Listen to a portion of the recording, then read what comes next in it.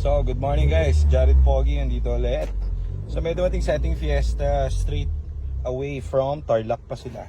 May dala silang tubig, oh. Ba't kaya? So, nag-overheat daw yung kanilang Fiesta. So, dinala nila rito. Ngayon, chinek namin, pinapaabot natin ng 100 yung temp. Eh, kaso ay lumabas dito yung problem. Siguro pag umaandar to. Ang hinala ko dito is resistor block kasi wala siyang high speed, puro low speed lang. So, dapat to mag 100 yung temp. Pag nag 100 sakto yan, mag-go-on dapat to. Kasi hindi namin napaabot ng 100.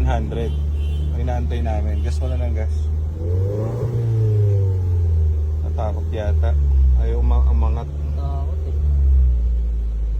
Kapag, ang mangyayari guys, kapag nag 100 ang ano nito, ang temp, tapos hindi to nag-on, palit tayo ng resistor block kapag ganyan. Ibig sabihin, busted na yung resistor block niyan, ang naka-on na lang yung low.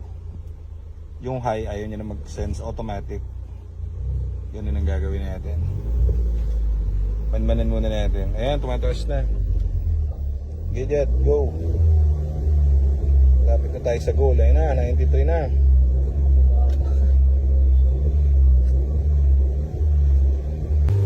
Ayan, malapit na tayo sa goal. 98 na dyan. Kunti na lang. Tigil mo pa. Ayan na, 99. Tigil.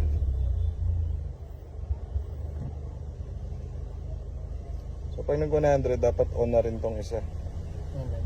Wala. So wala siyang high speed pag ganyan.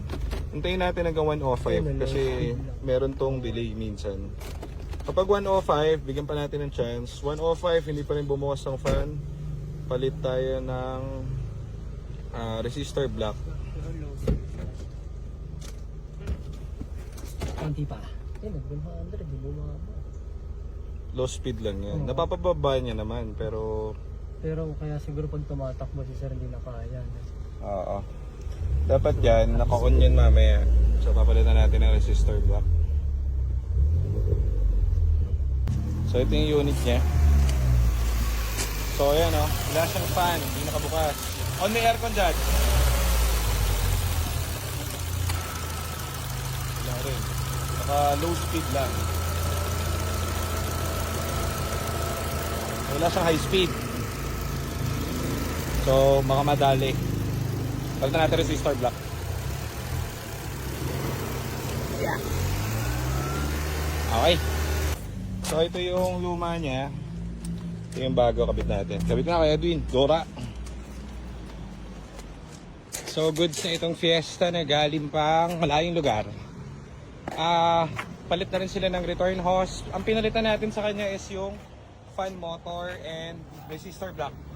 Ayaw mag high speed, ngayon nag high speed na, so all goods. Makabiyahe na sila.